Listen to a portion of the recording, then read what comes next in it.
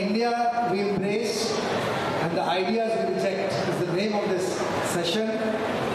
And I will request the following to come on stage and then we will start the session. मैं सबसे पहले अरुणा रॉय जी को बुलाना चाहूँगा। अरुणा रॉय जी कृपया आप स्टेज पे आ जाएं। आज के इस सत्र की अध्यक्षता भी अरुणा रॉय जी करेंगी।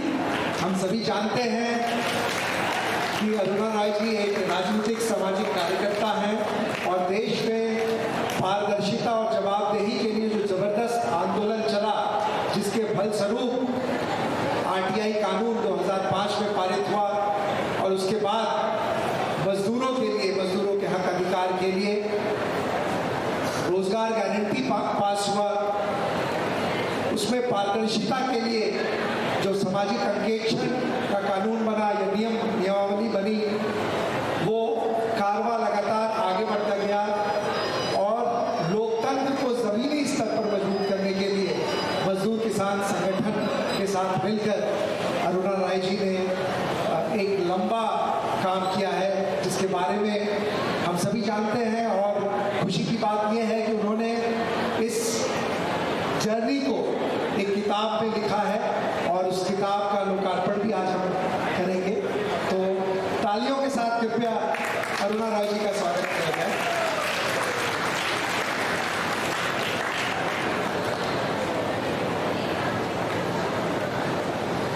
हम बुलाना चाहेंगे प्रशांत भूषण जी को। प्रशांत भूषण जी से आप सभी परिचित हैं और सबसे हालिया जो सुप्रीम कोर्ट में उन्होंने बहस की थी इलेक्शन कमीशन को लेकर, और उससे पहले जो इलेक्टोरल बॉन्ड्स पे सुप्रीम कोर्ट का आदेश आया, उसमें भी उनकी अहम भूमिका थी।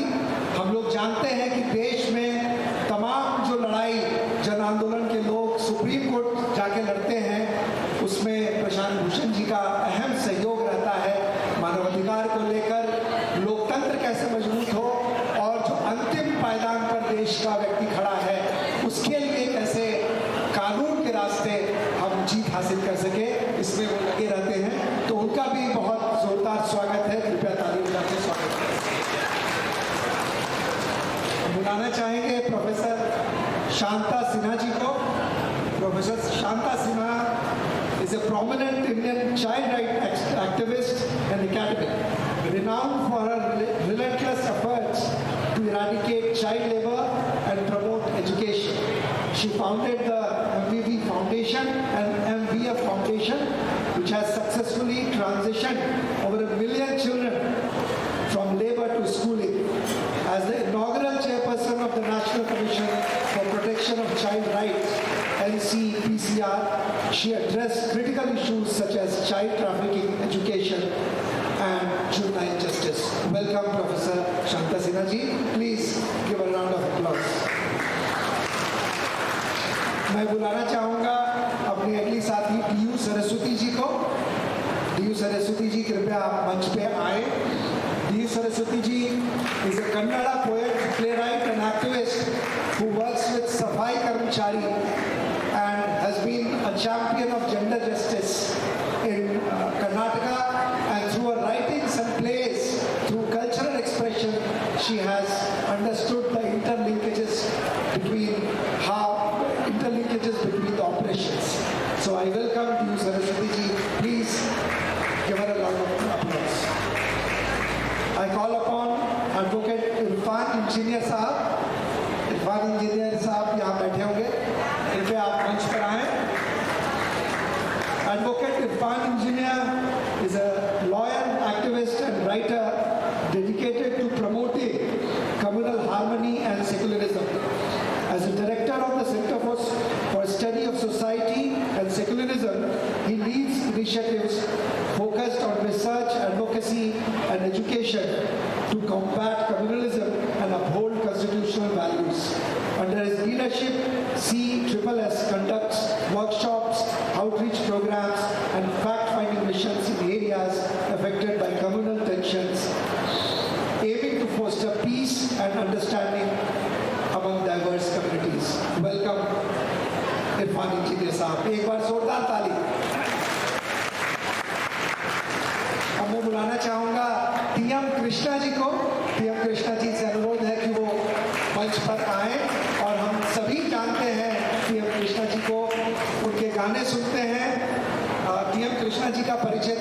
मालूम है, जाहिर है कि वो कला के क्षेत्र में उनका बड़ा नाम है।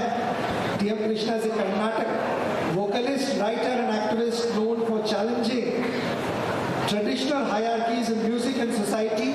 He has redefined the performance of Carnatic music by questioning its exclusivity and bringing into diverse audiences including fisher folk and marginalized communities. His work extends beyond music into social advocacy, addressing issues of caste discrimination, environmental conservation and freedom of expression. Welcome T.M. Krishna जी, बहुत बहुत स्वागत है आप तमाम लोगों का। और जैसा मैंने कहा कि इस सत्र की अध्यक्षता अरुणा रॉय जी करेंगी, तो मैं उनको अब माइक थमाता हूँ और उसके बाद मैं उनके सहयोग में रहूँगा। बहुत बहुत धन्यवाद। सबको जिंदाबाद, NAPM जिंदाबाद। हम लोग यहाँ इकट्ठे हुए हैं क्योंकि NAPM के 30 साल हो गए हैं और इस 30 साल में हम लोगों को जोड़ने में, हमारे मुद्दों को जोड़ने में और सब में बहुत काम किया है। मगर ये कैसे हुआ, तो आज के सेशन के लिए क्या हम सोचते हैं हुआ है, क्या सोचते हैं होना है, क्या नहीं है और क्या है, इसकी परिभाषा हमारे संविधान का जो प्रियम्बल कहते हैं उसी में है। तो मैं सोचती हूँ आज का सेशन का शुरुआत इससे अच्छे तरीके से नहीं हो सकता है, इसलिए मैं आप सबसे रिक्वेस्ट करूँगी कि सब खड़े हो जाए और अपने हाथ को अपने इधर रखें। मैं एक लाइन बोलूँगी तो आप साथ साथ मेरी बात में बोले। The session is about what we embrace and what we do not like in India at the moment. So if we think of India, the dream of India, the vision of India, the parameters in which we work all fall within the Indian Constitution. So today we'll take a pledge to the Indian Constitution as we begin this session. First I'll read the preamble in Hindi, then I'll read it in English. My apologies because I don't know Telugu, otherwise I have spoken in Telugu. Then of course all the other Indian languages, I'm a Tamilian, I'm not going to speak in Tamil. I'm married a Bengali, I'm not going to speak in Bengali. But unfortunately we think that these two languages cover everybody. So my apologies to the people of South India, to the people of West Bengal, to the people of Maharashtra, to the northeastern people, because it's not going to be in your language, but in Hindi. हम भारत के लोग भारत को एक संपूर्ण प्रभुत्व संपन्न समाजवादी पंथनिरपेक्ष लोकतंत्रात्मक गणराज्य बनाने के लिए तथा उसके समस्त नागरिकों को सामाजिक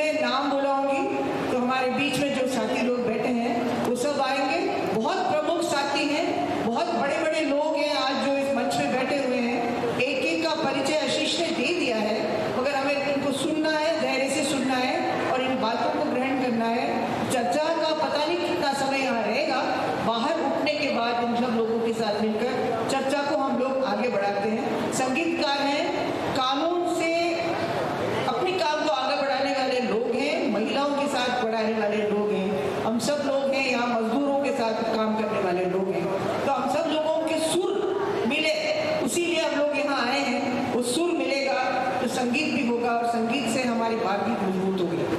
अब आज हम लोग इस बात को आगे बढ़ाते हुए सबसे पहले I'd like to request Shanta Sinha to share her views with us. Why don't you? Women should be the first. So we'll begin with the person who's political, is all about feminism.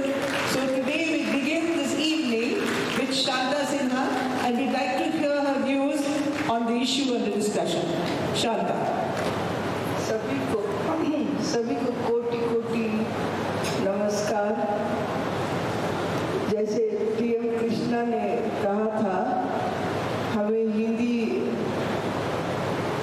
नहीं आती है, फिर भी एकता के लिए, solidarity के लिए हिंदी में हम प्रयास करेंगे बोलने के लिए। कभी कभी इंग्लिश भी बताएंगे, इंग्लिश में भी बताएंगे, लेकिन मन की बात is become such a bad word. जब बताना है तो दिल से दिल बताना चाहिए, तो उसका भाषा की जरूरत भी नहीं होगा कभी कभी। ये दिल की बात है, मन की नहीं। और हम 2 घंटे से यहाँ बैठे हैं। जब आंदोलन जो है, जो मूवमेंट्स का लीडर्स है, जब बात करते थे, हमको बहुत खुशी हुआ, मजा हुआ, रोना लगा, a fugue of emotions। ऐसा लगा कि जो आप हैं, आपने लोकतंत्र की डेफिनेशन दी है। प्रियम्बल का जो अरुणा जी ने हमारे से शपथ लिए हैं, वो पूरे चीज के ऊपर इधर जो है वो सब लड़े हैं। इक्वालिटी के लिए लड़े हैं, लिबर्टी के लड़े हैं, फ्रीडम के लिए लड़े हैं, सॉलिडारिटी, सेक्युलरिज्म, सबको परिभाषा जो आपने दिया है, डेमोक्रेसी का परिभाषा इस कमरे में है, इस हॉल में है। लोकतंत्र का परिभाषा तो होता है बराबरी, लोकतंत्र का परिभाषा होता है हक, लोकतंत्र का परिभाषा होता है न्याय, लोकतंत्र का परिभाषा होता है फ्रेटर्निटी। वो पूरे जो है, जो एसेंस ऑफ डेमोक्रेसी इस हॉल में है। अगर इस हॉल में जो एसेंस ऑफ डेमोक्रेसी, लोकतंत्र इधर जो है, ये माहौल पूरा देश में हुए तो कितना अच्छा होगा।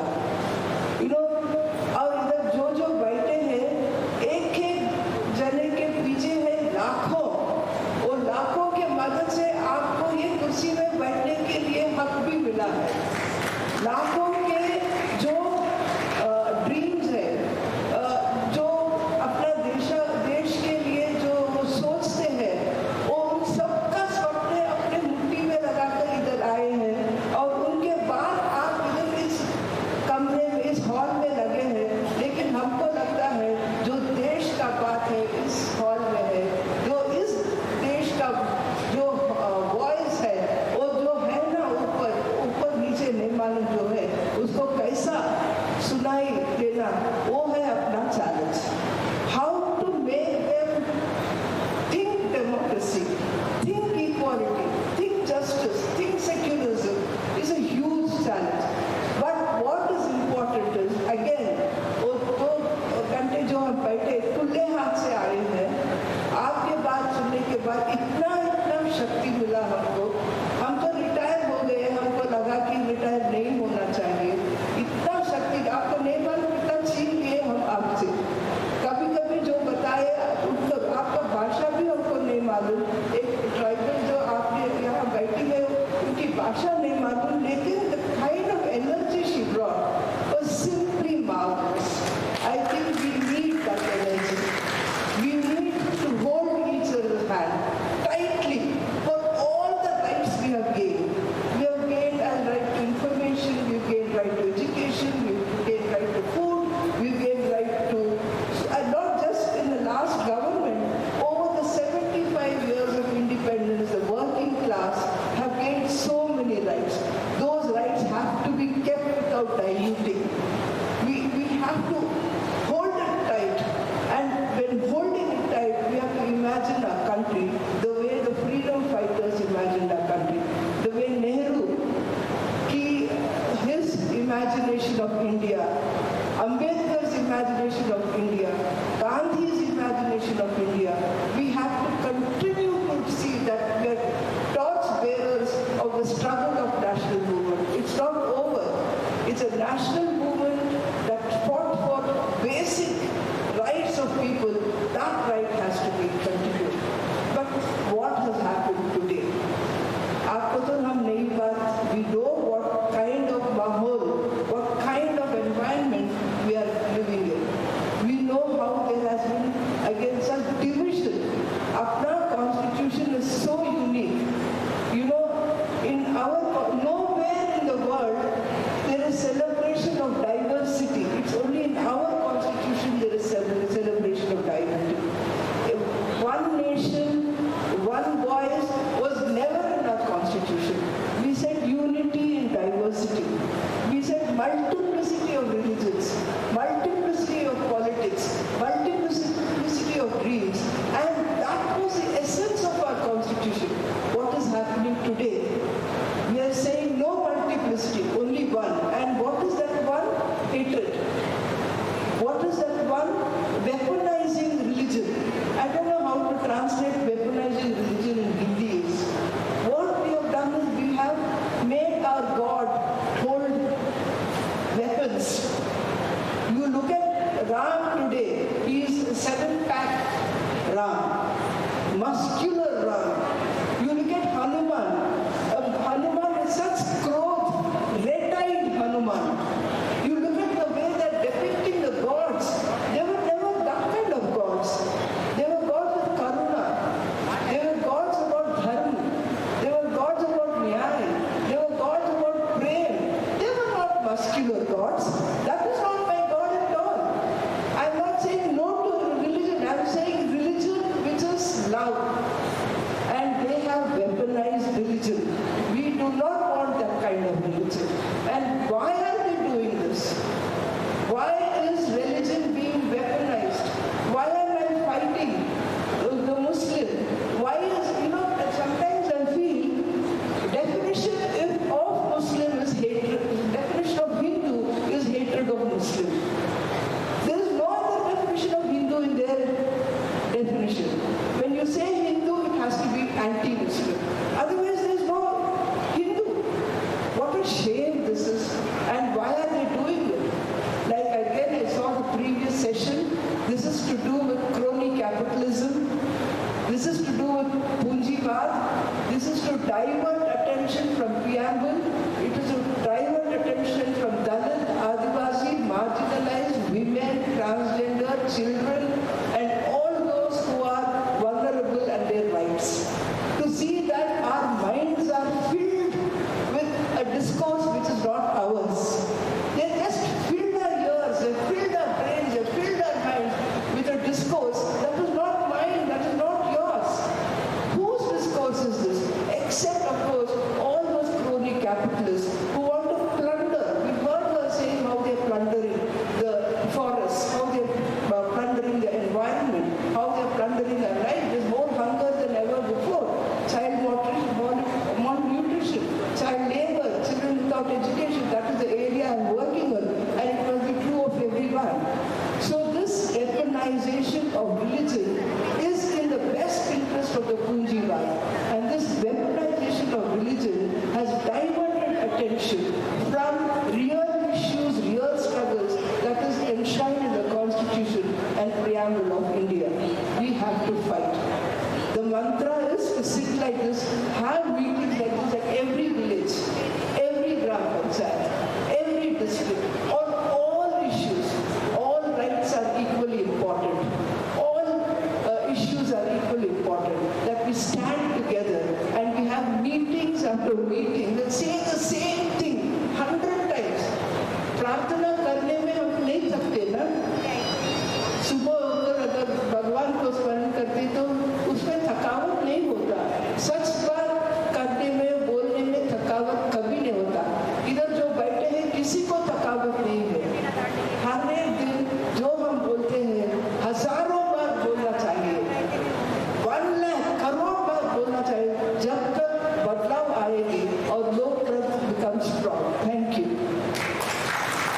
शांता को बहुत बहुत शुक्रिया। इनकी बातों से 2-3 बहुत महत्वपूर्ण चीज़ें निकलती हैं कि NAPM की जो हमारी इकाई है, जो बहुत बड़ी इकाई है, जिसमें भिन्न भिन्न तरीके के लोग भिन्न भिन्न किस्म के आंदोलनों से भिन्न भिन्न मुद्दों के ऊपर संघर्ष करते हुए एकजुट आए हैं, उनको मैं भी मुबारकबाद करना चाहती हूँ। इन 30 साल में जब हम पहले बारी दिल्ली में मिले थे और NAPM बना था, उससे आज तक हमारे सब एक इकाई को मजबूत करते हुए देश के लोकतंत्र को मजबूत किया, ये शांता ने कहा। और बहुत बहुत महत्वपूर्ण है ये बात। तो हम लोग NAPM के लिए एक बार जम के तालियां बजाएं कि ये ऐसा है कि हमारा एक मंच रहा है जिसने हम सब लोगों को एकजुट किया है। एक बहुत और एक महत्वपूर्ण बात जो शांता ने कहा है वो ये है कि ये यंत्र देखते हुए हमारे भगवानों को भी इन्होंने शस्त्र और यंत्र देखते हुए पूरा एक ऐसा एक मुकुट पहना दिया है कि जो धर्म जिसको नम्रता और प्यार के साथ देखा जाता है, उसको भी क्रूर और नफरत का एक विषय बना दिया है। अब हमें धर्म भी चाहिए, हमें आस्था भी चाहिए, तो कैसा आस्था चाहिए? हमें राम भी चाहिए, तो कैसा राम चाहिए? हमें गांधी जी का राम चाहिए या किसी और का राम चाहिए? इसके ऊपर भी बहुत बड़ा हमारे सामने चुनौती है। इन्होंने ये भी कहा कि हम लोगों को भी इस सारे मुद्दे में सोचना पड़ेगा। अब हम चुप नहीं रह सकते, हम लोगों को भी धर्म क्या है उसके बारे में एक सोच भी बनाना पड़ेगा, उसके बारे में बात भी करनी पड़ेगी और हमें ये समझना पड़ेगा कि एक करुणा भरा हुआ एक व्यवहार और एक रिश्ते हमारे बीच में बनाने पड़ेंगे। मैं इसमें बहुत खुश हूँ कि इस मंच पे हम 3 महिलाएं बैठी हैं और हमारे तो काम में, और आप जो जितने लोग बैठे हैं महिलाएं, आपके सारे के काम में, हमारे आंदोलन के काम में, हम लोगों को इकट्ठे करते हैं उस काम में, हमारे रिश्ते नाते बनते हैं, उसमें एक महिलावादी सोच घुसा हुआ है। और आज का इस पूरा समाज में एक पुरुष प्रधान आक्रोशित सोच जो बन गया है, उसको हमें अलग अलग करना पड़ेगा। I now invite Irfan Engineer to please come and share his thoughts with us. Irfan Engineer साहब अपने विचार अपने बीच में रखेंगे। आदरणीय मंच और साथियों, बहुत बहुत खुशी हो रही है आज यहाँ NAPM के 30 साल पूरे होने पर, और ये जो मजमा है वो इतनी शक्ति, इतनी एनर्जी हम सब लोगों को दे रहा है और हम सब एक दूसरे से ये एनर्जी ले रहे हैं। यही असल भारत है, ऐसा ही भारत हमें चाहिए। मुझे याद है मैं डांग में आदिवासियों के बीच काम करता था, तब जो NAPM बनने के पहले जो शुरुआत दौर था नर्मदा आंदोलन का, उसमें शामिल हुआ करता था। और मेधाताई ने एक बार हमको पत्र भी लिखा। गुजरात सरकार ने हमको नक्सलवादी घोषित कर दिया, तो मेधाताई ने पत्र लिखा। वो पत्र मुझे अभी भी याद है कि जब हमको भी नक्सलवादी कहा है, तुमको भी नक्सलवादी कहा है, जब राज्य ने हमको मिला दिया है तो क्यों ना हम साथ मिलकर काम करें। और मैं नर्मदा बचाओ आंदोलन के सारे कार्यक्रमों में, अधिकतर कार्यक्रमों में जाया करता था। और फिर से ये जो 30 साल वाला NAPM, एक बहुत बड़ी बात है कि 30 सालों में ये बढ़ी है। मैं अपने विषय पर आता हूँ क्योंकि समय कम है, लेकिन मैं अपनी खुशी सचमुच जाहिर करना चाहता था सब लोगों पर कि मैं कितना खुश हूँ ये सब देखकर, और एक ऊर्जा हम सबको एक दूसरे से मिलती है। आज़ादी का जो आंदोलन था उसमें राष्ट्रवाद की 2 कल्पनाएं हमारे सामने आई। एक कल्पना धर्म पर आधारित राष्ट्रवाद, मुस्लिम राष्ट्रवाद, हिंदू राष्ट्रवाद, उसको अगर हम एक इसमें डालें कि ये धर्म पर आधारित राष्ट्रवाद की कल्पना थी। और दूसरा धर्मनिरपेक्ष राष्ट्रवाद कह सकते हैं, जिसको भारतीय राष्ट्रवाद या इंडियन नेशनलिज्म की कल्पना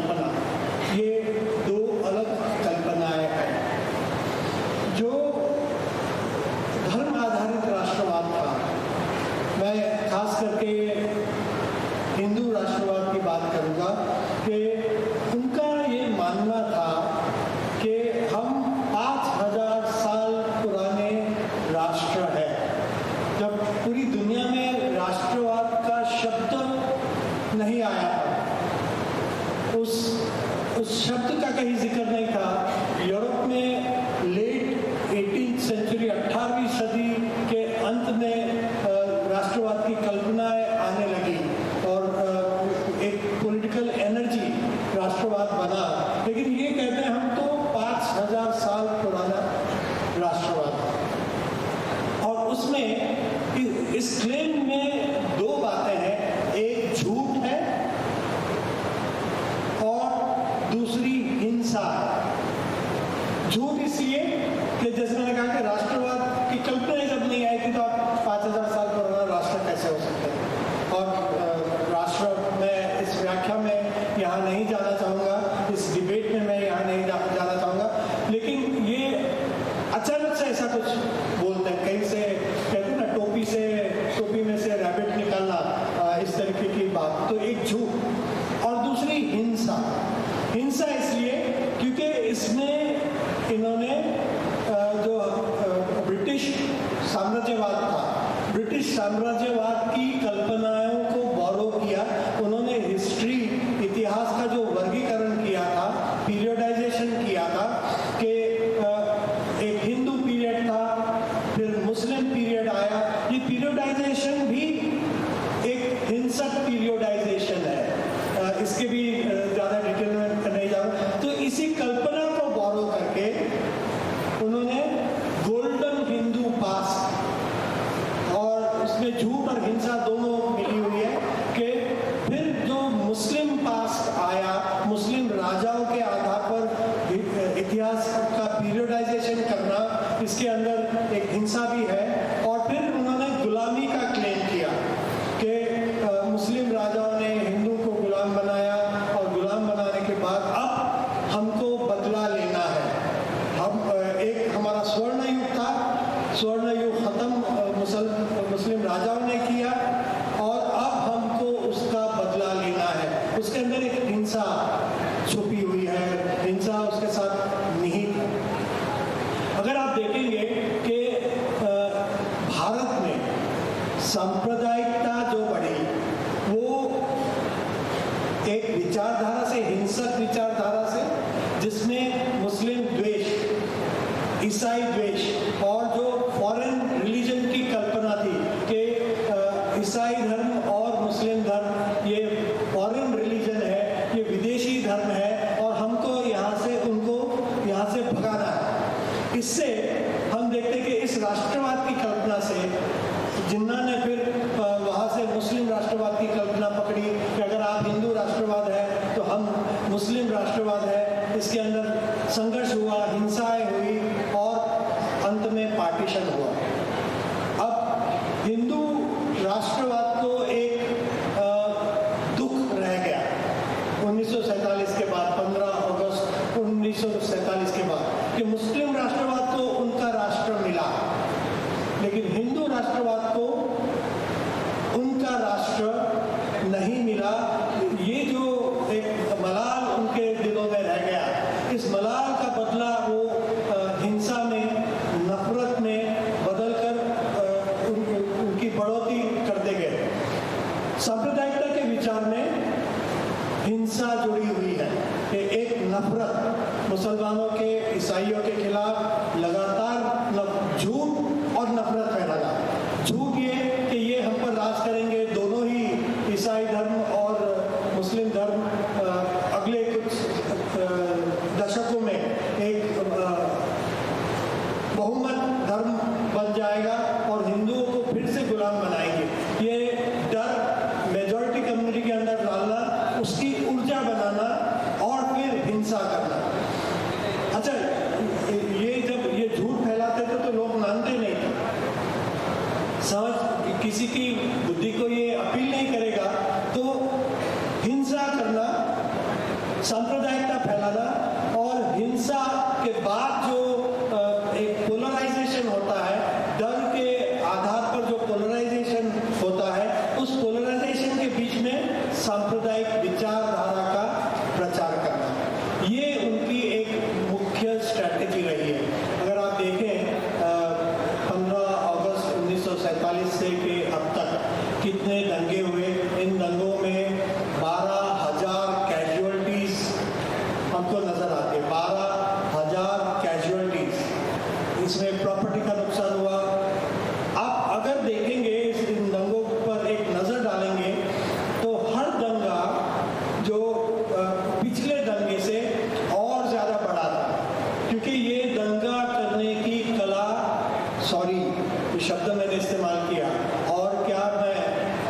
इस्तेमाल करूँ, दंगा करने का कौशल्य इनके अंदर बढ़ता गया कि इनके सामने चैलेंज था कि 72 घंटे में मैक्सिमम डैमेज करना है, ज़्यादातर जानें लेनी है, प्रॉपर्टीज लेनी है। और ये उनका ये कौशल्य उनका बढ़ता गया। इसलिए आप देखेंगे कि आज़ाद भारत का स्वतंत्र पोस्ट पार्टीशन के राइट्स को हम छोड़ दें तो आज़ाद भारत का सबसे बड़ा दंगा 1900 यानी उस टाइम का सबसे बड़ा दंगा, आज का नहीं, उसके बाद तो बहुत बड़े बड़े दंगे हुए कि 1961 में जबलपुर में पहला बड़ा दंगा हुआ जिसमें करीब 500 जितने लोग मारे गए उस दंगे के अंदर। और अब आप देखें उसके बाद मुरादाबाद का दंगा हुआ, उसके बाद एंटी सिख राइट हुआ दिल्ली में, जिसमें भी जो हिंदू राष्ट्रवादी थे उन्होंने बढ़ चढ़कर हिस्सा लिया था। उस दंगे में भी कांग्रेस वाले भी थे लेकिन हिंदू राष्ट्रवादी वाले भी बढ़ चढ़कर उस दंगे के अंदर उनकी भी भूमिका उजागर हुई है सत्यशोधन अहवालों में। उसके बाद अगर आप देखें तो भागलपुर का दंगा 1989 का, गुजरात का, उसके बाद हर दंगा आप देखेंगे तो कैजुअलिटीज की संख्या बढ़ती जाती है और 72 घंटे में मैक्सिमम डैमेज करना है। 72 घंटे क्यों? क्योंकि 72 घंटे के बाद सेना आने की संभावना होती है और सेना जब आती है तब दंगाइयों को स्ट्रीट्स क्लियर करना पड़ता है। तो उस 72 घंटे में और जितना आप डैमेज करोगे उतना डर हिंदुओं में भी बिठाओगे मुसलमान और ईसाइयों के खिलाफ, और उसमें फिर आप सांप्रदायिक विचारधारा स्वीकार करोगे, अंगीकृत करोगे। तो ये उनकी एक स्ट्रैटेजी है। हिंदू राष्ट्रवाद हिंसा पर, झूठ पर आधारित है। दूसरा जो राष्ट्रवाद था भारतीय राष्ट्रवाद या इंडियन नेशनलिज्म, इन्होंने कभी ये क्लेम नहीं किया कि हम एक राष्ट्र है। कांग्रेस जो आज़ादी की लड़ाई लड़ती थी, व्योमेश चंद्र बैनर्जी ने अपनी जीवनी लिखी, अपनी आत्मकथा लिखी और उस आत्मकथा का नाम उन्होंने दिया इंडिया नेशन इन मेकिंग। ये भारत एक बनता हुआ राष्ट्र है। और ये कितना सच है, कितना सच है क्योंकि इस राष्ट्र में बहुत सारी विविधताएं हैं, सांस्कृतिक विविधता, भाषा की विविधता, धार्मिक विविधता, रीति रिवाजों की विविधता, कपड़े, रहन सहन, खान पान, कल्चर, म्यूजिक, आर्ट, सबकी विविधता है।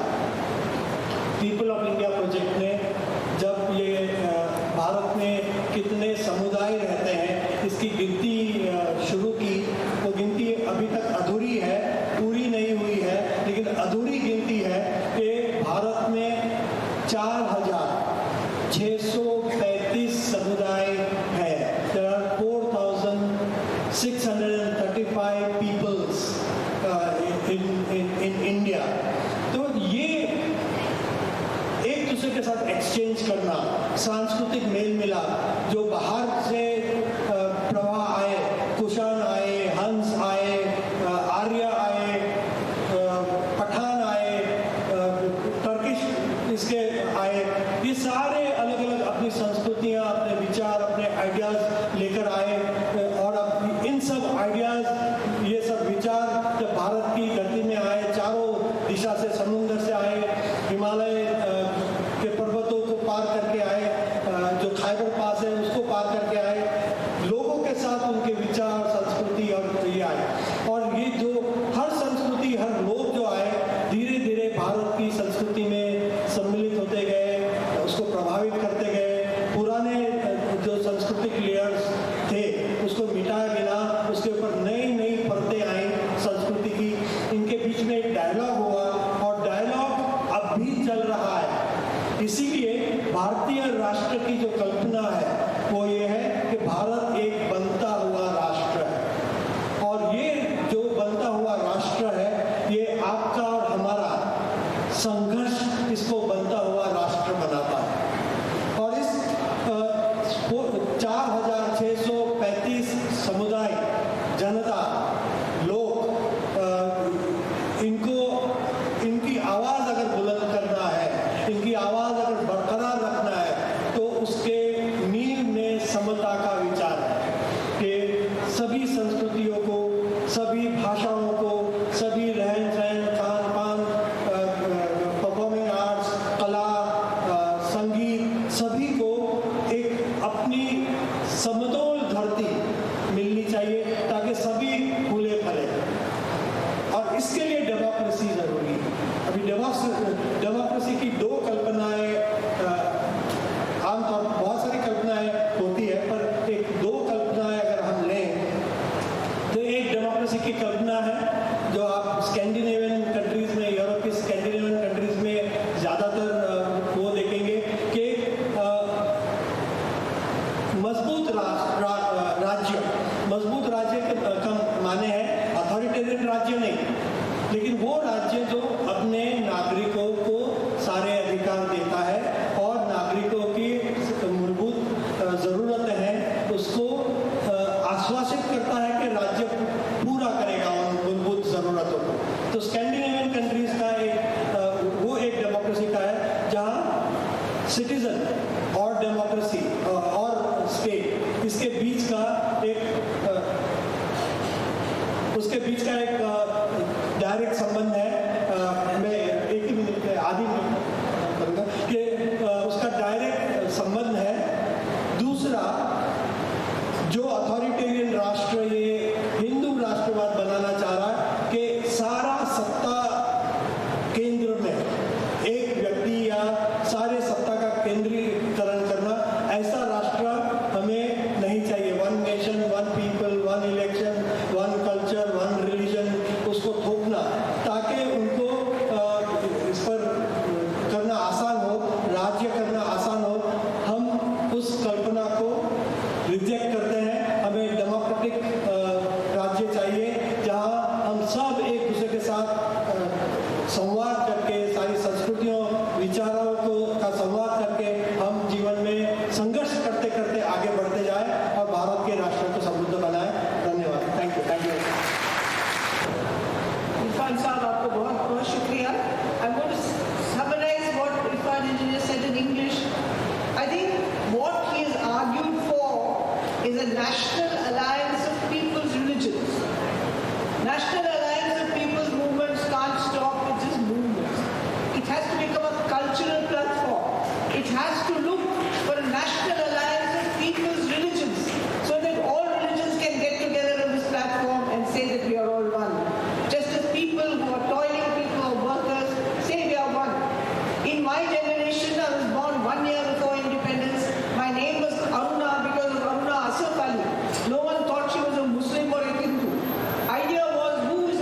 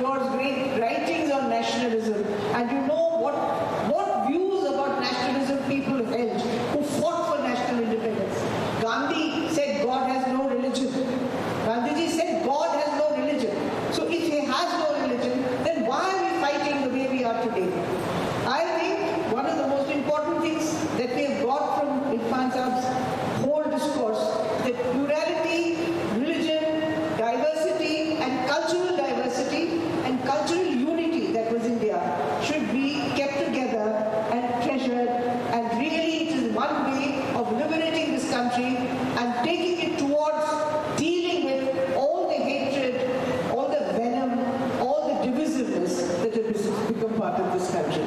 Now, I invite T.M. Krishna to place his views in front of us. T.M. Krishna. पहले एक बात मैं बताना चाहता हूँ आप सबको कि मेरा मातृभाषा है तमिल और मैं तमिलनाडु से हूँ। जो तमिल बात करते हैं ना वो तो चाहिए तो हिंदी सीखते हैं, कोई विरोध नहीं है हमको हिंदी पर, लेकिन जब आप बोलते हैं कि हिंदी सीखना है स्कूल में तो नहीं सीखेंगे। इसलिए मैं 2 शब्द तमिल में पहले बोलकर उसके बाद ये मिक्स्ड लैंग्वेज में बात करूंगा। இந்த அரங்கத்தில் அமர்ந்திருக்கும் செயல்பாட்டாளர்களுக்கும் சமூக செயல்பாட்டாளர்களுக்கு என்னோட மனமார்ந்த வணக்கம். இந்த ஒரு ரொம்ப முக்கியமான ஒரு கூட்டத்தில் என்னை அழைத்து பேச ஒரு அழைப்பு கொடுத்ததுக்கு உங்களுக்கு என்னோட नंरी वणक्कम. अब तो मैं थोड़ा हिंदी और अंग्रेजी में बात करूंगा. मैं तो पहले एक कलाकार हूं, आई एम अ म्यूजिशियन. तो सब सोच और विचार के बारे में हम सब यहां बात कर रहे हैं, लेकिन एक कलाकार को दिल की बात ही बहुत इंपॉर्टेंट है. मन की बात नहीं, दिल की बात. क्योंकि हम गाते हैं तो आप नाचते हैं, कविता पढ़ते हैं, जो भी होता है, सिनेमा देखते हैं, ये आपको इमोशंस को टच करता है. सो जब हम बोलते हैं कि हमारे समुदाय में, हमारे सोसाइटी में चेंज लाना है, there has to be change, we have to think differently. तो मेरे समझ में बहुत डिफिकल्ट क्वेश्चन क्या है कि कैसा दिल को चेंज कर सकते हैं, फीलिंग्स को चेंज करते हैं. मैं समझता हूं कि वो ही है the most difficult cultural battle. How do I make my self feel differently, how do I make people feel differently. हम सोच में बात कर सकते हैं कि हम सब इक्वल हैं, लेकिन जब मैं दूसरे आदमी को मीट करता हूं, मैं ऐसा नहीं फील करता हूं. जब एक आदमी मेरे घर आता है, इमीडिएटली मैं उसको जज करता हूं, इमीडिएटली मैं डिसाइड करता हूं क्या अंदर उसको छोड़ना है, नहीं छोड़ना है. ये क्या इक्वलिटी नहीं है. सोच में तो सब ठीक है, बुक में सब ठीक है, प्रियम्बल में भी पढ़ता हूं, लेकिन दिल में ऐसा नहीं है ना. मैं समझता हूं कि यही है बिगेस्ट प्रॉब्लम. तो जब हम बोलते हैं कि आज हमारा पॉलिटिक्स, हमारा बहुत violent politics is like a dark cloud on us, and we have to resist and counter it. उसके साथ साथ एक और काम है. We have to realize that the reason that politics is succeeding is because we have not addressed problems within ourselves. वो दोनों बात इंपॉर्टेंट है. एक बात है, हाँ हम तो एक अटैक हो रहा है, वो अटैक को हम कैसा रेसिस्ट करते हैं, कर सकते हैं और क्या करेंगे. दूसरा बात है अटैक हो सकता है, नहीं हो सकता है, लेकिन हमारे बीच में क्रैक्स है, डिविजन्स है. जब हम बोलते हैं यूनिटी में डाइवर्सिटी में यूनिटी और यूनिटी में डाइवर्सिटी, सुनने के लिए बहुत अच्छा है, but do we really feel that way? What does it mean? What does it mean unity in diversity? Can we all really be together if we are so different? ये तो बहुत सीरियस क्वेश्चन है. ये बहुत serious question है. जब हम हमारे समुदाय में हम सब इक्वल नहीं है, तो कैसा यूनिटी हो सकता है? एक क्वेश्चन है. तो इक्वालिटी नहीं है तो डाइवर्सिटी हम कैसा सेलिब्रेट कर सकते हैं? इक्वल. तो हमारे बीच में जो इनइक्वालिटी है, ये धर्म नहीं है, जाति का इनइक्वालिटी बहुत इंपॉर्टेंट पॉइंट है. ये जाति के बिग प्रॉब्लम है और उसको वो एडवांटेज ले रहे हैं. तो ये जाति का इनइक्वालिटी हम कैसा फेस कर सकते हैं, कैसा बदल सकते हैं, ये भी एक बिग क्वेश्चन है. यहां मैं सोचता हूं कि कलाकार का रोल बहुत इंपॉर्टेंट है. म्यूजिक का रोल बहुत इंपॉर्टेंट है, डांस का रोल बहुत इंपॉर्टेंट है, थिएटर का रोल इंपॉर्टेंट है, कविता का रोल इंपॉर्टेंट है, क्योंकि ये एक एंट्री पॉइंट होता है कम्युनिकेशन के लिए। Many times when we talk to each other, we cannot talk. We talk only what we want to talk. But when you listen to a song, one dance, one drama or a movie, then एक connection होता है।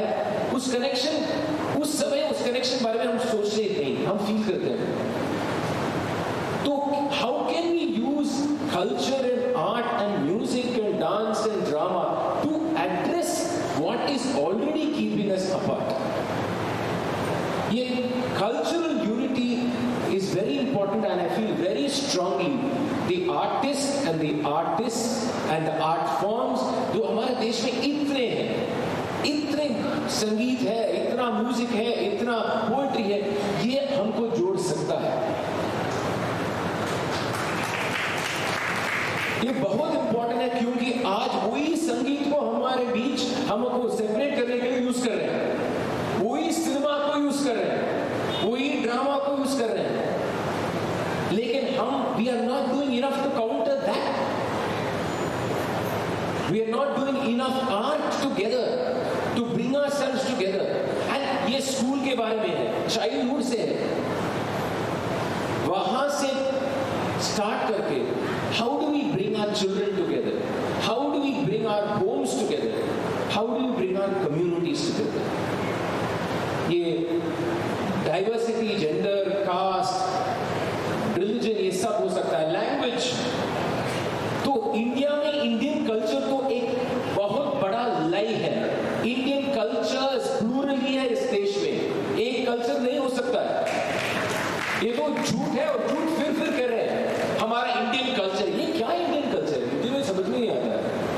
मैं तो last year Nagaland गया था एक हफ्ते के लिए, और मैं सोच रहा था कि वहां जहां रहते, एक गांव में रहते, what was thing that was connecting that person and me. मैं सोच रहा था, वो पासपोर्ट नहीं था, वो गाना नहीं था, वो ड्रेस नहीं था, वो भाषा नहीं था, वो म्यूजिक नहीं था, कुछ भी नहीं था। तो क्या उसको मुझसे कनेक्ट करता है? एक ही आइटम है, वो भी एक ह्यूमन बीइंग है, मैं भी एक ह्यूमन बीइंग, वो एक ही बात उसको मुझे कनेक्ट करता। उसके after that if I want to have a connection, then we have to bring the conversation of the musics together, the colors together, the designs together, the songs together, because songs will talk to each other. Because ultimately every human being wants the same thing at a very basic level. You want to be happy, you want to be safe. That person wants the same thing. मुझे भी वही चाहिए। तो वो गाने में है, revolution गाने में है, क्वेश्चंस गाने में है, सवाल। एक डेमोक्रेसी का मोस्ट इंपॉर्टेंट वर्ड है सवाल, क्वेश्चन। वो भी क्वेश्चन करता है, मैं भी क्वेश्चन करता हूं। तो you bring the two questions together only if you listen to each other's music, each other's song. So I think it is as important for us to think for the next 20 years। Governments आता है जाता है, prime minister आएंगे जाएंगे, लेकिन जो poison हमारे society में इतना है आज, इसको हम कैसे एड्रेस करेंगे? तो अगले 20 years के लिए, 30 years के लिए ट्रांसफॉर्मेशन, कल्चरल इमोशनल ट्रांसफॉर्मेशन के लिए हम क्या करेंगे समुदाय में? क्योंकि वहां से ही हम प्रियम्बल फिर वापस जा सकते हैं, 1 साल 2 साल से नहीं। We have to have a project that is 10 years and 20 years, where then these separations that people take advantage of are minimized or even dissolved. The faster we work towards addressing these separations, what does it mean for me and somebody to completely disagree with each other? Even think the other person's way of believing in God is wrong, but be able to smile and laugh and live together. What does it mean? disagree very vehemently, even in religion. But what does it mean to be able to live together? Not despite that, with that. वो difference के साथ हमको रहना है, उस difference के साथ हमको प्यार चाहिए. So that is a very difficult question, and I think that is where we have to find India. We have to find India in that spirit that we can have, where differences are not taken advantage of because we embrace the difference. We are able to say we completely disagree, but we are able to also celebrate each other's way of speaking, living, work, religion, everything. And I think that is where India तो देश नहीं है, एक feeling है. It's not borders. If you just draw a border, it doesn't make a difference to me. Why do you feel Indian? You feel Indian. But that must be a feeling of happiness. वो तो feeling तो happiness का feeling है, प्यार का feeling है. वो borders का feeling नहीं हो सकता है. वो एक political agenda नहीं हो सकता है. वो nationalism नहीं है. तो ये बदलाव, ये भावना का बदलाव, ये तो देश है, ये तो चाहिए. Thank you. मैं DM कृष्णा को ये कहना चाहती हूँ कि वो तमिल में बोले. मैं भी तमिल भाषी हूँ, मगर उनका तमिल मुझे ही नहीं समझ में आया. तो जब हम भाषा की बात करते हैं, भाषा के भी बीच में भी कितने अलग अलग तरीके की अभिव्यक्तियां हैं. तो इन सबको देखते हुए उन्होंने कहा कि बहुत इम्पोर्टेंट है कि सांस्कृतिक एकता जो हमारी है भारत में, वो क्या है? वो सांस्कृतिक एकता, वो भिन्नता है, वो अलग अलग किस्म के संगीत है, अलग अलग किस्म की सोच है, अभिव्यक्ति है, अलग अलग किस्म के पहनाव है, कल्चर में खाना भी आता है, पीना भी आता है, अभिव्यक्ति हर किस्म के आते हैं. और ये अभिव्यक्ति को एक क्यों करना चाहते हैं? क्योंकि जब हम एक करेंगे, इससे ज्यादा बोरियत की दुनिया कुछ नहीं होगी. हर जगह जाके वही खाना. अब अमेरिका में जाओ तो जहाँ जाओ तो हम्बर्गर. हमारे यहाँ तो ऐसे थोड़ी ना है. दक्षिण में आओ तो इडली भी मिल जाता है आपको, महाराष्ट्र जाओ तो पावड़ा भी मिल जाता है, बंगाल में जाओ तो लुच्ची भी मिल जाता है, तो उत्तर भारत में जाओ तो गोलगप्पा मिलता है. मतलब अलग अलग भिन्न भिन्न किस्म के खाने मिलते हैं. कितनी बोरियत की दुनिया होगी हम सब एक जैसे हों तो. पहनाव से, सोच से, खाने से, पीने से, उससे ज्यादा बोरियत की दुनिया नहीं हो सकती है. तो कृष्णा की बातों से हमें यही समझ में आया कि भारत का जो संस्कृति है वो एक नहीं है, भिन्न है. There's so many different layers to culture and interpretation. And those of you who've been listening to the controversies in Tamil Nadu over Krishna's music, and whether it is Dalit music or whether it's Brahmin music or whether it's this music or that music, and all the controversies that have arisen out, even the playing of the mridanga with Krishna, will understand that we want to divide. The human nature in us wants to divide. We'll have to fight it, and we'll have to look at how we can come together and allow the difference to be and celebrate the difference. And actually variety is important for all of us in life. And that is the biggest lesson I've got from Krishna. And equality के बगैर, समानता के बगैर ये हो ही नहीं सकता है. मैं मान लो मैं राजस्थान के गांव में गई तो मैंने वहाँ के ढोल सुना. यहाँ आई तो मैंने यहाँ के कुछ और वाद्य सुना. दक्षिण भारत में गई तो तीसरा वाद्य सुना. हम क्यों कहते हैं कि ये ज्यादा अच्छा है उससे? अरे भाई, हर चीज अपने आप में उतनी ही अच्छी है. आपको धुन अच्छा लगता है तो सब अच्छे लगेंगे. ये बात उन्होंने कहा.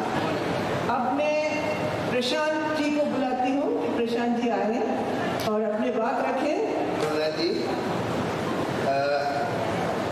यहाँ पर पूरे देश से आए हुए NLPM के साथी, मुझे बहुत ही खुशी है कि इतने सारे साथी आज मिले हैं. और यहाँ पर जो गैदरिंग है ये दिखाती है कि हिंदुस्तान में कितनी विविधता है, हर तरह की विविधता, लैंग्वेज की, रिलीजन की, कल्चर की, क्यूजीन की, खाने पीने की, सब तरह की विविधता है. और ये हमारे देश की एक बहुत बड़ी शक्ति है. इसके बारे में हमारे 3 वक्ता काफ़ी बात कह चुके हैं, तो इसमें मैं ज़्यादा नहीं जाऊंगा. पर ये समझ लीजिए कि ये एक बहुत ही आज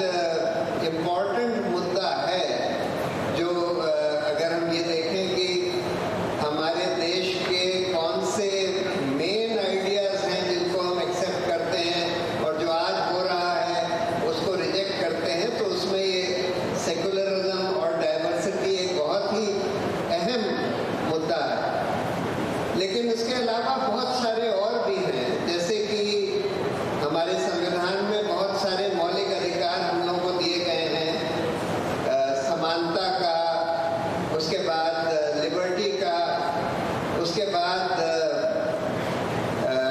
सिविल राइट्स का, सिविल राइट्स में freedom of speech, freedom of association, freedom of movement, freedom of protest, ये सब दिए गए हैं हम लोगों को। और ये भी बहुत ही एक अहम मुद्दा है जिसको हम लोग ने, हमारे संविधान ने एम्ब्रेस किया। लेकिन आज इन सब पर हमला हो रहा है। आज हम देख रहे हैं कि हमारी लिबर्टी पर हमला हो रहा है, क्योंकि किसी भी वजह से अगर हम सरकार के खिलाफ कुछ बोलें, अगर हम मुसलमानों के हक में कुछ बोलें, तब कई बार हम लोगों को अरेस्ट कर लिया जाता है, हमको जेल में डाल दिया जाता है, हमारे ऊपर यूएपीए वगैरह जैसे ड्रैकोनियन कानून जो हैं वो थोप दिए जाते हैं। उसी तरह से समानता तो हम देख रहे हैं कि आज पूरी कोशिश करी जा रही है कि मुसलमानों को सेकेंड क्लास सिटीजन्स हिंदुस्तान का बना दिया जाए। यानी जो नॉन हिंदूज हैं उनको कोशिश करी जा रही है, खासकर मुसलमानों को, कि उनको धीरे धीरे करके सेकेंड क्लास सिटीजन्स बना दिया जाए। सबसे बड़ा प्रहार फ्रीडम ऑफ स्पीच पर हो रहा है। हमारी अभिव्यक्ति की आजादी, ये बहुत ही अहम, बहुत ही जरूरी आजादी है। और आज हम देख रहे हैं कि जो सरकार के खिलाफ कुछ बोलता है, जो आज सत्ता में बैठे हैं, अगर उनको नहीं अच्छा लगता तो उन लोगों को कोशिश करी जाती है, पहली बात तो गाली गलौज करके। देखिए, एक तरह का वायलेंस तो सड़कों पर होता है, दूसरे तरह का वायलेंस जो है आज हम देख रहे हैं मीडिया, सोशल मीडिया में लोगों को गाली देने का, मारने की धमकी देने का, रेप करने की धमकी देने का, दूसरी तरह का एक वायलेंस सोसाइटी में फैला दिया गया है, जो भी हमारी पूरी सभ्यता के खिलाफ। तो वो सब होता है। उसके अलावा कई बार उन लोगों को अरेस्ट भी कर लिया जाता है। तो हमारे फ्रीडम ऑफ स्पीच पर पूरा प्रहार हो रहा है। उसके अलावा अब तरह तरह से सेंसरशिप करने की कोशिश करी जाती है। ये हम लोग देख रहे हैं कि भाई सरकार जो है सोशल मीडिया कंपनीज को कह देती है कि भाई ये सारी पोस्ट हटा दो, यानी किसी ने कुछ बोला है उसको हटा दो। अगर मान लीजिए आपने रेलवे का जो हादसा हुआ दिल्ली रेलवे स्टेशन पर, उसके बारे में कुछ बोला है तो ये सारी पोस्ट हटा दो, तो सेंसरशिप भी करी जा रही है। और उसके बारे में मैं एक चीज कहना चाहता था कि देखिए, कई बार हमारी तरह के लोग भी प्रोपेगेंडा पर विश्वास कर लेते हैं। कोविड के समय हमने ये देखा कि जो हमारे जैसे, जिसको हम लिबरल, लेफ्ट लिबरल लोग कहते हैं, वो भी ये कहने लगे थे कि हाँ, कोविड के वजह से सेंसरशिप होनी चाहिए। जो लोग झूठ फैला रहे हैं, उनकी राय में जो लोग झूठ फैला रहे हैं, उनको सेंसर करना चाहिए। मेरी राय में ये बिल्कुल गलत है, क्योंकि क्या सच है क्या झूठ है ये कई बार ठीक से समझ में नहीं आता। हमारी तरह के लोगों को एक तरह की ही इंफॉर्मेशन मिलती है, दूसरे लोगों को दूसरी तरह की इंफॉर्मेशन मिलती है। कई बार हम ये सोचते हैं कि जो हम सोच रहे हैं यही सही है और जो दूसरे लोग सोच रहे हैं वो गलत है। और अगर हमको लगता है कि वो गलत है, फॉल्स है या अनसाइंटिफिक है या जो भी है, तो हमारा मन ये होता है कि भाई उसको सेंसर कर दिया जाए, क्योंकि इस तरह के झूठ फैलने नहीं चाहिए। लेकिन कई बार मैंने अपने एक्सपीरियंस से ये देखा कि कई बार जो हम लोग सोच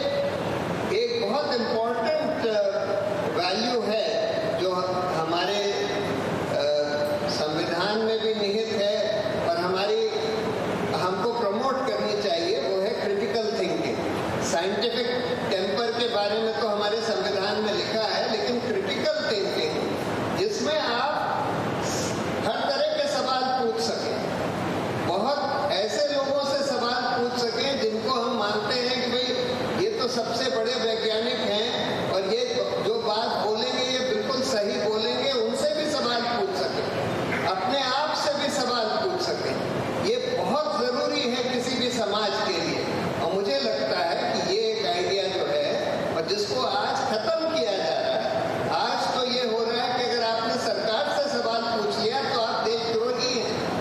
आज ये हो रहा है कि यूनिवर्सिटीज वगैरह में ऐसे लोगों को बैठा दिया गया है, आरएसएस के सारे लोगों को वाइस चांसलर बना दिया गया है जो सेंट्रल यूनिवर्सिटीज हैं, जो कि क्रिटिकल थिंकिंग को खत्म कर रहे हैं, जो कहते हैं कि भाई यूनिवर्सिटीज में टैंक लगा दो और हवाई लड़ाकू विमान लगा दो, उससे लोगों को नेशनलिज्म सीखना चाहिए, कोई सवाल वगैरह नहीं पूछना चाहिए। तो ये भी बहुत इम्पोर्टेंट आइडियाज हैं हमारे लिए। उसके अलावा लोकतंत्र, देखिए हम लोग सब समझते हैं या सोचते हैं कि हमारा देश लोकतांत्रिक है, लेकिन सही में लोकतंत्र दो तरह का होता है। पहले तो जिसको रिप्रेजेंटेटिव डेमोक्रेसी कहते हैं कि भाई आपको वोट देने का अधिकार है और आप वोट देकर अपनी सरकार चुन सकते हैं। उसके बाद सरकार जो है या उसके बाद जो भी लोग सत्ता में आते हैं वही लोग सब कुछ तय करेंगे।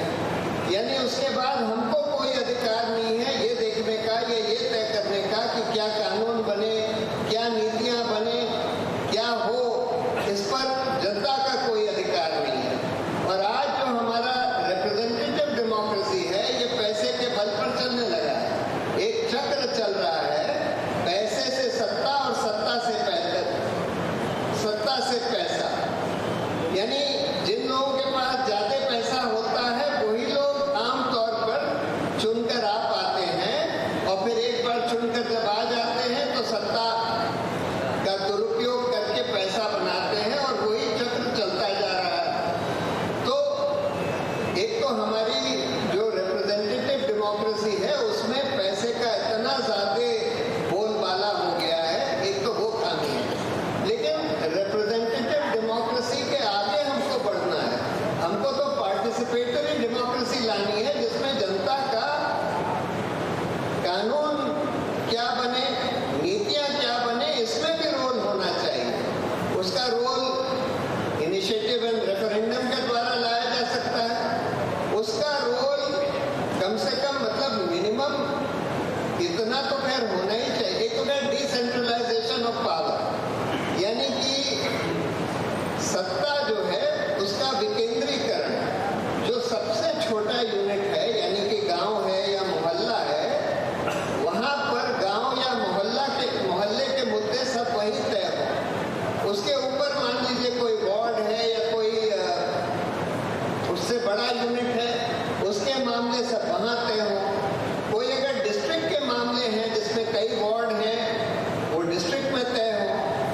जो मामले कई डिस्ट्रिक्ट्स के हैं और एक स्टेट के हैं वो स्टेट में तय हो। और जो कई स्टेट्स के हैं वही सिर्फ सेंटर में तय हो। उसमें ज्यादा पार्टिसिपेशन जनता का हो सकता है हमारे लोकतंत्र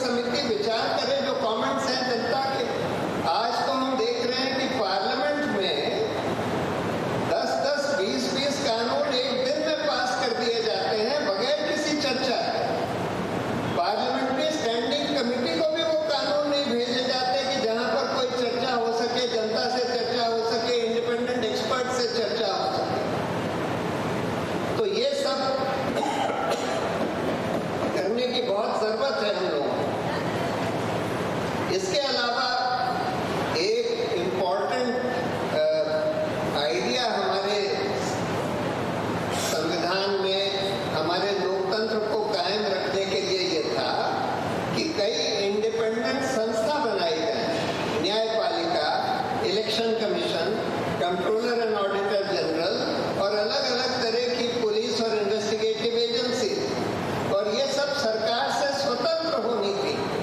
न्यायपालिका की तो बहुत ही ज्यादा जरूरत थी कि सरकार से स्वतंत्र हो, क्योंकि न्यायपालिका को ये दायित्व दिया गया है कि कार्यपालिका और विधायिका को अपने अपने दायरे में रखें और सब लोगों के मौलिक अधिकारों की रक्षा करें। लेकिन आज हम देख रहे हैं कि न्यायपालिका भी स्वतंत्र तरीके से काम नहीं कर रही है, जिसके कई कारण हैं। आप रिटायरमेंट के बाद जजों को दूसरी पोस्ट दे देते हैं, किसी को राज्यसभा मेंबर बना दिया, किसी को गवर्नर बना दिया, किसी को ह्यूमन राइट्स कमीशन का चेयरमैन बना दिया।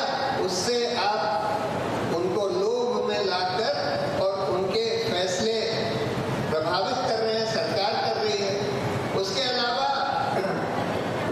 इस सरकार ने तो खैर एक नया तरीका अख्तियार किया है इन न्यायपालिका की स्वतंत्रता को खत्म करने के लिए कि स्वतंत्र जजों का चयन ही नहीं होने देते, क्योंकि वो जब सुप्रीम कोर्ट के सीनियर जजेस का कोलिजियम कुछ जजों के नाम रेकमेंड करता है, उसके बाद सरकार उस पर बैठी रहती है और कभी कभी वापस भी अगर नाम भेजती है और उसके बाद कोलिजियम जो है यूनानिमसली उसको रिइटरेट भी करता है, तब भी नियुक्ति नहीं करते। और फिर कोलिजियम से कहते हैं कि भाई आप 2 आदमी हमारे करिए, तब 1 आदमी हम आपका करेंगे। तो ये भी एक खतरनाक तरीका न्यायपालिका की स्वतंत्रता खत्म करने का।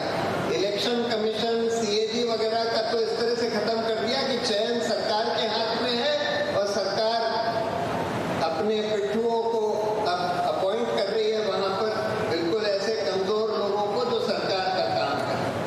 तो इसलिए ये सब भी बहुत ही अहम मुद्दे हैं जो हम लोग अपने समाज में चाहते हैं, लेकिन जिसको मौजूदा सरकार, भाजपा सरकार बिल्कुल उसके खिलाफ जा रही है और इनको खत्म करने की कोशिश कर रही है। बात करने के लिए तो बहुत चीजें हैं, लेकिन अभी समय का अभाव है। आप लोग सुबह से बैठे हैं तो मैं अपनी बात यहीं खत्म करता हूँ। बहुत बहुत धन्यवाद। Prashant का परिचय, the introduction to Prashant. I'm going to speak in English because he spoke fully and only in English. So Prashant has been the champion of people's issues in court. I mean, all through, whether it was the Narmada issue, whether it was other issues, whether it was the right to information, whether it was food security, whether it was anything, it was Prashant. We all went to and he stood up for us. And he's been an extraordinary support to all the people's movement, all through his career in the Supreme Court, and we all think of him as one of the most important people who's championed the cause of all of us. I also want to say at the end that Prashant has been so accessible for all of us, no matter who we are, where we are, what issue we struggle with, and how we are. He has done all this for us without remuneration, and he's done it with a full heart. So today we celebrate people like Prashant who have been part of the campaign, who may not have lived with poor people, may not have lived in the Narmada Valley, may not have lived somewhere else, may not have lived in the poor huts of various laborers, but who has felt their sympathy and taken it to the state. His main argument that people's voices must be heard, that there must be participation in democracy, that representative democracy is very limited, is a point well taken. I won't labor on it now because we don't have time, but we all agree with him. अभी मैं सरस्वती जी को बुलाने से पहले मैं 2 line कहना चाहती हूँ जो शांता ने मुझे बैठे बैठे कहा। उसने कहा कि महिलावादी सोच ही इस तरीके के सांप्रदायिक तानाशाही को खत्म कर सकता है। आप सहमत हैं? मैं बिल्कुल सहमत हूँ, क्योंकि जितने भी हमारे आंदोलन में आज बहुत कुछ लिख रहे हैं, मगर जहाँ आंदोलन में हम बैठते हैं वहाँ 80% महिलाएं होती हैं। हम नहीं जुड़े और उस सड़क पे हम नहीं बैठे तो कोई आंदोलन पूरा नहीं होता है। तो उन्होंने कहा कि feminism alone will defeat fascism. I think it's true, and feminism is not just numbers. It's the way we think, the way we act, bringing compassion and kindness, which has been talked about, into politics, bringing in thought, which is complete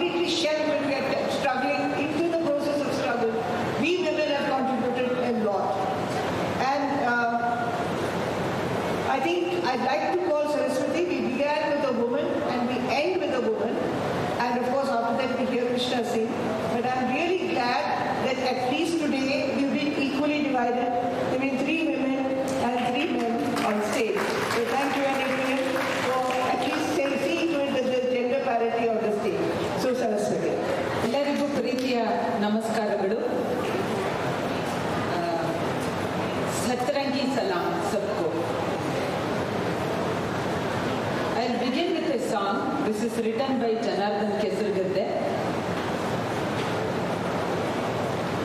And I'll take the liberty. Anyway, you are at the back of me. I don't look at you while singing. I love to sing, but I am not a singer.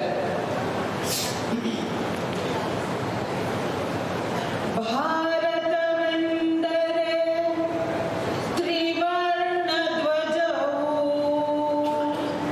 ಗಡಿಯು ಗಡಿಯೊಳಗಿನ ನೆಲವು ನೆಲ ಜಲ ಜನ ಸಂಬಂಧವ ಬೆಸೆವ ಸಂವಿಧಾನದ ಆಶಯವು ಸಂವಿಧಾನದ ಆಶಯವು ಸಂವಿಧಾನದ ಆಶಯವು ಭಾರತವೆಂದರೆ ತ್ರಿವರ್ಣ ಧ್ವಜವು ಗಡಿಯು ಗಡಿಯೊಳಗಿನ ನೆಲವು ಗಡಿಯು ಗಡಿಯೊಳಗಿನ ನೆಲವು ನೆಲ ಜಲ ಜನ ಸಂಬಂಧವ ಬೆಸೆವ ಸಂವಿಧಾನದ ಆಶಯವು ಸಂವಿಧಾನದ ಆಶಯವು ಸಂವಿಧಾನದ ಆಶಯವು ಜೈ ಭಾರತ ಜೈ ಜೈ ಭಾರತ ಜೈ ಭಾರತ ಜೈ ಜೈ ಭಾರತ ವಿಂಧ್ಯ ಹಿಮಾಚಲ ಗಿರಿ ಪರ್ವತವು ಸುಂದರ ಬನ ಸುತ್ತಲು ಕಡಲು ಸುಂದರ ಬನ ಸುತ್ತಲು ಕಡಲು ಯಮುನೆ ಸರಸ್ವತಿ ಗೋದಾವರಿಯು ಕಾವೇರಿಯ ಗಂಗೆಯ ಮಡಿಲು ನೆಲ ಜಲ ಜನ ಜೀವನವನ್ನು ಉಳಿಸಲು ಅದುವೇ ದೇಶ ಪ್ರೇಮವು ಅದುವೇ ದೇಶ ಪ್ರೇಮವು ಅದುವೇ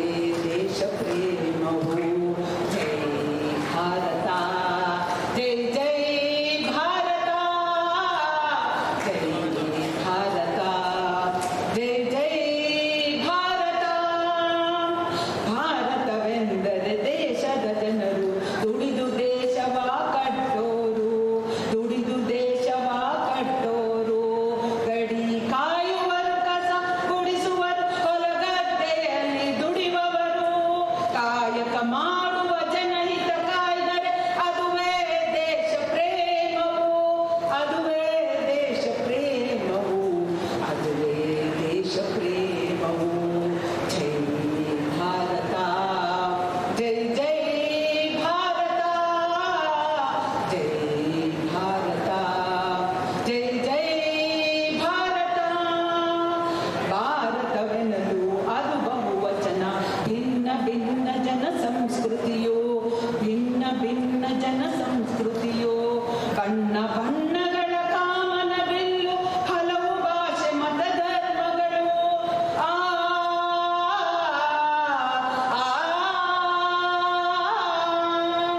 ಜನ ಸಮುದಾಯಕ್ಕೆ ಸಮರಸವಿದ್ದರೆ ಅದುವೇ ದೇಶ ಪ್ರೇಮವು ಅದುವೇ ದೇಶ ಪ್ರೇಮವು ಅದುವೇ ದೇಶ ಪ್ರೇಮವು ಜೈ ಭಾರತ ಜೈ ಜೈ ಭಾರತ ಜೈ ಭಾರತ ಜೈ ಜೈ ಭಾರತ ಜೈ ಜೈ Bharat.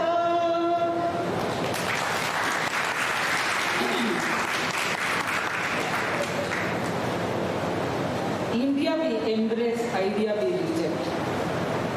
When this idea of reject came to my mind, I was deeply thinking, this is something not very true to my heart. It is not something which is not, which I cannot accept also.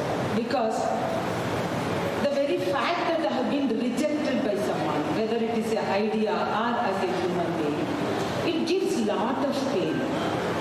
So I was trying, what is the answer? I remembered my Buddhist guru Thich Nhat Hanh. Once his little girl asked the guru, I want to throw this anger out of me. What shall I do?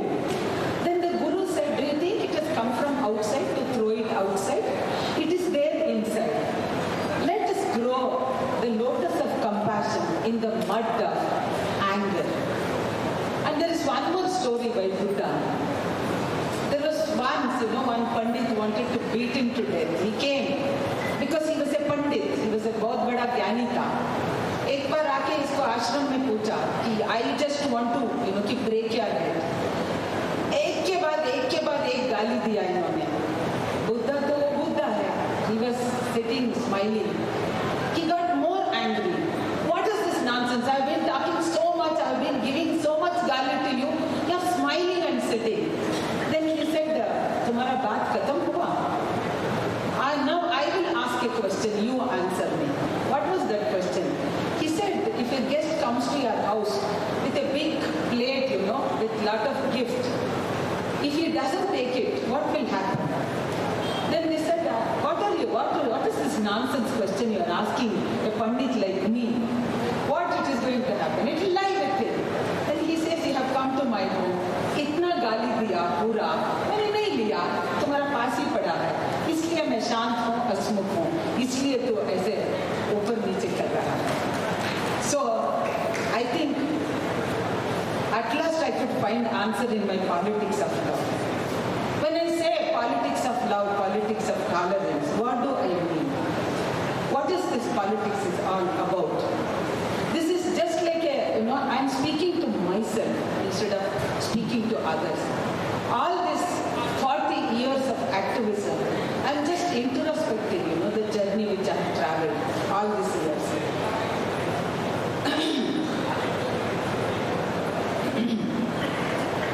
The politics that sees no dichotomy of you and me, which sees power as not just solution, but also as problem, which sees enemy not just outside, but also within myself.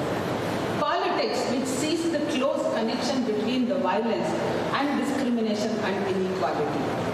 It's only sharing and caring is the answer to discrimination and inequality. Politics which deeply believes in introspecting oneself, I think we need to do in a very serious way.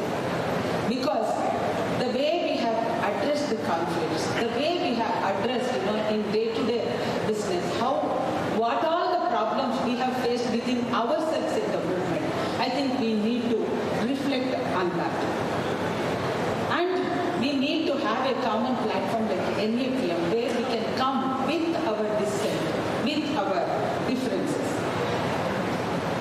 And this politics which explores the alternatives in the knowledge, in the worldview, in the wisdom, in the skill of the marginalized people who have resisted the undemocratic, dominant cultural streams and political streams.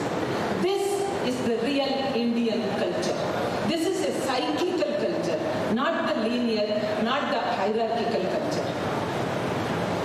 And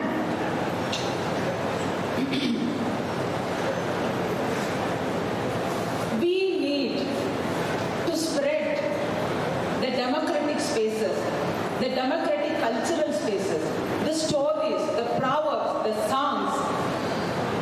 That is the answer to the cultural nationalism which the right-wing people are talking. We have to pledge ourselves that we believe in Constitution. वो हमारी धर्म ग्रंथ है. भारतीयते अन्नदु नन्न धर्म. Indianness is my religion and my dharma grantha is Constitution. It should become our practice in our day-to-day life. Talking about equality should enter my home, my mind, that I believe this is the politics of love. Politics which believes in searching truth, not believe in false narration. What is happening now? Manipur is completely ethnically divided with false narration. Let us stop believing this false narration. Let us live, bring all our theories, everything into day-to-day business and day-to-day practice. And lastly, I request, I have been working with the manual scavengers and the Safai Karmacharis since 3 decades. This is a heinous crime done to them, both by the state and by the society.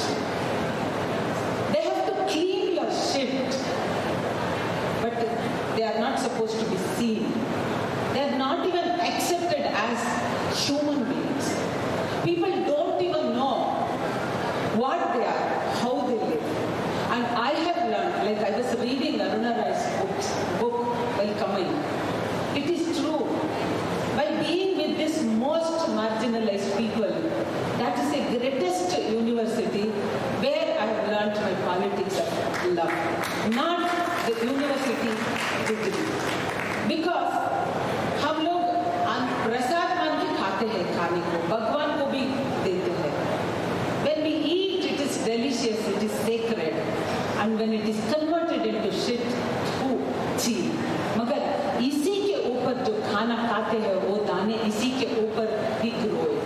We forget the same shit becomes the essence of the food we eat. We don't want to see that because we just want to end up shit. We just shit and flush it up and don't want to see it.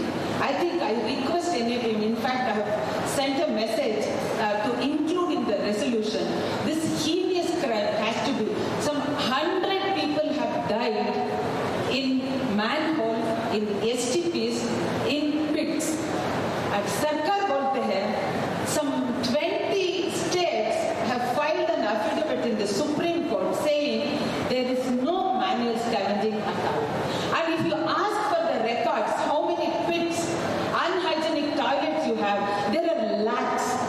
And how do they locate these people? In Karnataka, there are only 7,500 people which the Karnataka state has recognized for rehabilitation.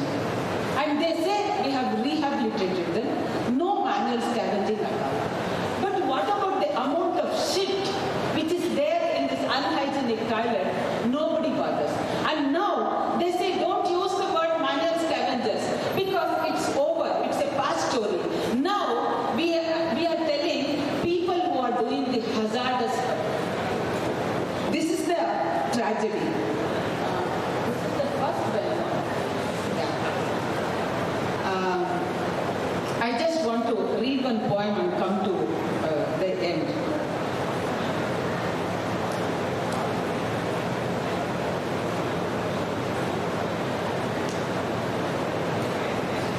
Bell बजाए ना मुझे I became nervous.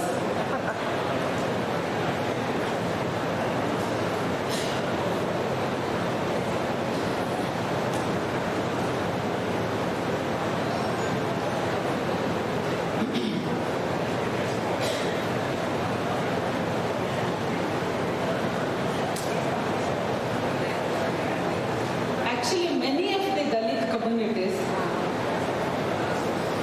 believe water is Ganga, not just the river Ganga. Any water is Ganga for them. They believe that Ganga is our daughter. So this is a poem written on Ganga.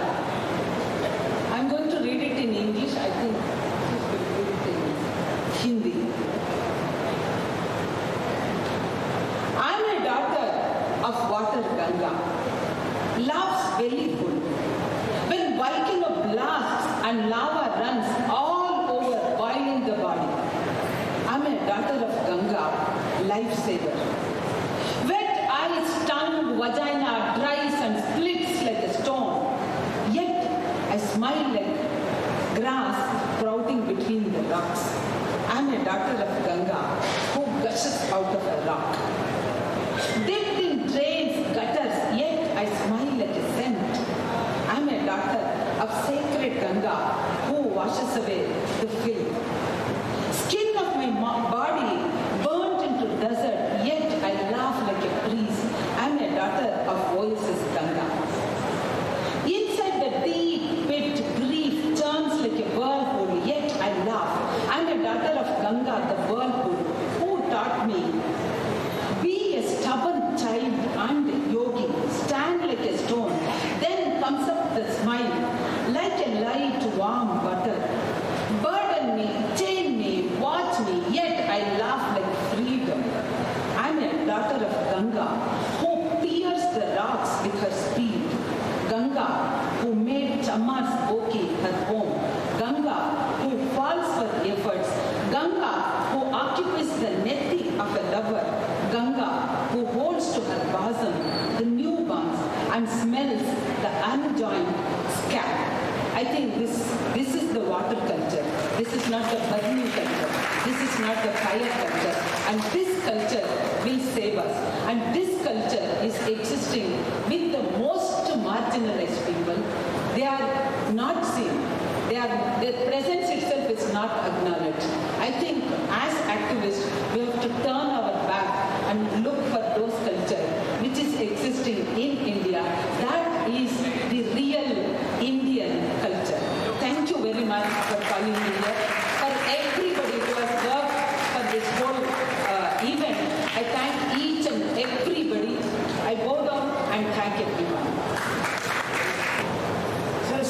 बहुत महत्वपूर्ण और अच्छी चीज़ें कही हैं जो हमारे दिल को छूना है, हमारे सामाजिक आत्मा को छूना चाहिए कि इस देश में आज भी हमारे सफाई कर्मचारी आंदोलन से जुड़े हुए, नहीं भी जुड़े हुए सफाई कर्मचारी लोगों के साथ हम क्या व्यवहार करते हैं।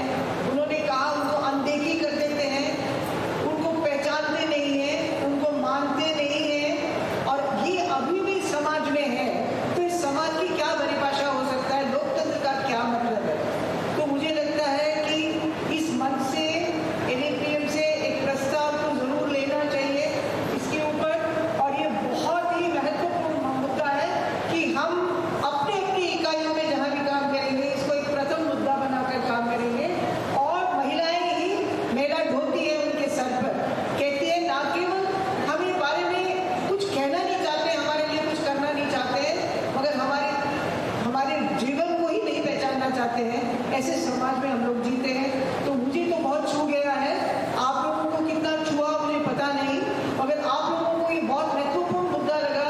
तो क्योंकि हम लोग हाथ उठाए या तालियां बजाएं या जो भी कहें, और सरस्वती को आश्वासन दें कि ये मुद्दा हमारा सबका मुद्दा है और इसको लेकर हम सब लोग अपने अपनी जगह काम करेंगे। अभी मैं टीम कृष्णा को आमंत्रित करती हूँ कि बुलाएं। उससे पहले मैं 2-3 छोटे-मोटे चीजें कहना चाहती हूँ। एक तो एक किताब है हम भारत के लोग, हिंदी में अनुवादित, जिसके बहुत लेखक हैं, जो एक स्टॉल में बिक रहा है। उसमें बहुत सारे लोगों ने लिखा है, हमारे बीच के भी कई लोगों ने लिखा है हम भारत के लोग हिंदी में।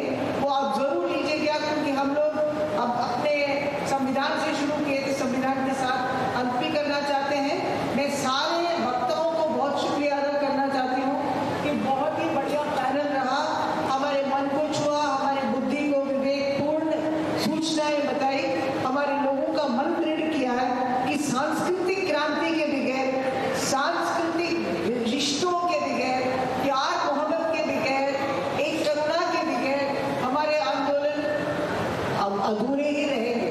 और उसमें महिलाओं ने एक भूमिका निभाया है, निभाएंगे, और आगे और भी बढ़ेंगे, मगर पुरुषों को भी जुड़ना पड़ेगा और हमें समझना पड़ेगा कि इस क्रूरता, इस नफरत, इस हिंदू का जो परिभाषा आप लोगों के सामने आया है, इसको परे करना है।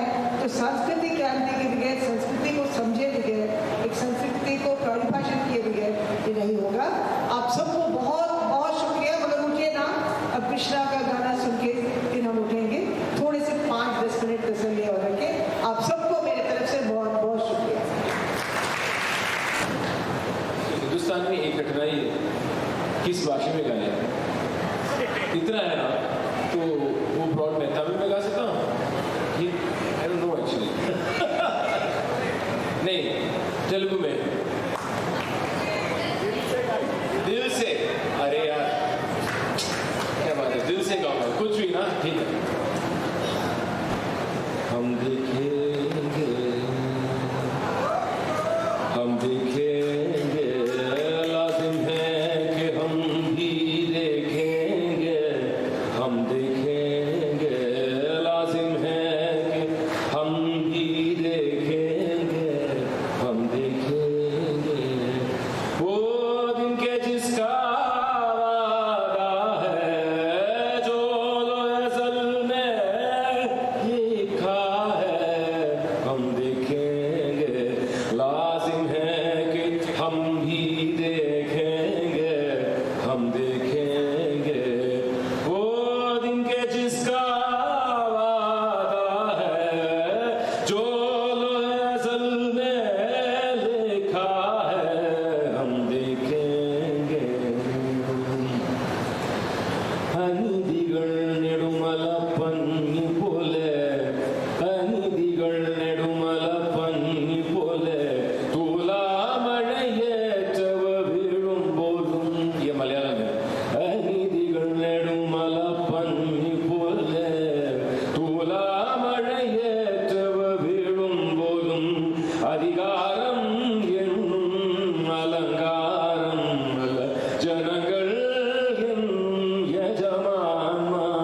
യജമാന്മാരുറപ്പല്ലേ നമ്മൾ കാണേണ്ടേ, हम